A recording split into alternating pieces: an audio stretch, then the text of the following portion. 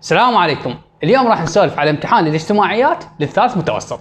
اسئله الامتحان ان شاء الله راح تكون 6 اسئله، انت تجاوب 5 اسئله وتترك سؤال، واكو عندك ترك ضمن هواي بالاسئله. يعني مثلا التعاريف اذا كانت 6 تعاريف فانت تجاوب 5 وتترك واحد، واكو ترك من ضمن الاسئله. يعني مثلا سؤال ب3 فروع انت تجاوب فرعين وتترك واحد. فهاي الاشياء اللي بيها ترك دائما ركز عليها حتى تساعدك بالحل. خلينا نسولف هسه على الاسئله، بس قبل لا نسولف ضروري اشرح لك هذا الشيء. ترى كتاب الاجتماعيات العام صارت منه طبعه جديده، يعني العام جمعوا الجغرافيا والتاريخ والوطنيه بكتاب واحد. قبل كان منفصلات، وقبل الاسئله شلون كانت تجي كل كتاب له اسئله خاصه به.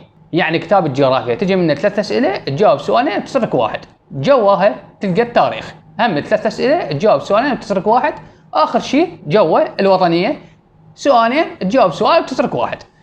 بالسنه الجديده يعني من العام لحد الان من جمعوهن الاسئله كلش تغيرت، صار السؤال الواحد بتاريخ وجغرافيا ووطنيه. يعني مثلا اذا كان عندك 6 تعاريف فراح تلقى 3 تعاريف جغرافيا، تعريفين تاريخ، تعريف واحد وطنيه. ليش سولفت لك كل هاي الاشياء؟ لان من الساعه اللي جمعوا بها الجغرافيا والتاريخ والوطنيه ركزوا هواي على الجغرافيا. الجغرافيا دائما راح تلقى عليها من 80 الى 90 درجه، خصوصا الفصل الاول جدا مهم، بينما التاريخ راح تلقى من 40 الى 50 درجه، والفصل الثاني بالتاريخ هو الاهم.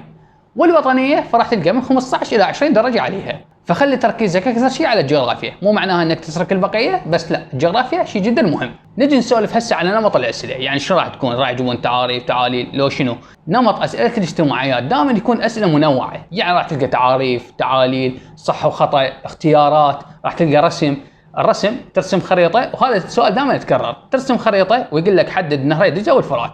من تحدد راح ينطيك مناطق تحددهن على خريطه، وهاي المناطق اللي انت تحددهن بالخريطه مرات تتكرر بالسنوات السابقه، فتقدر تقول بسؤال الرسم انه المناطق اللي تحددهن على الخريطه يمكن يكرروهن من السنوات السابقه. او هذا السؤال يقول لك انسب المشاريع الاتيه الى انهارها، ينطيك مشاريع او سدود ويقول لك هذن المشاريع والسدود تابعات ليا نهر. فدا تشوف انه غالبيه الاسئله يكون تركيزها على ماده الجغرافيا. اخر شيء نسولف به ان شاء الله من تكمل، سواء قراءه الجغرافيا، قراءه التاريخ، قراءه الوطنيه، اذا كملت وزاد لك وقت حاول انك تقرا اسئله الفصل، لان اسئله الفصل هوايه جته بالوزاري. وبالمناسبه راح اعرف لك رابط باول تعليق بها حل مال اسئله الفصل لكل كتاب. اذا زاد لك وقت وردت تراجع حل اسئله الفصل. كل التوفيق ان شاء الله، واتمنى لكم النجاح والدرجات العاليه.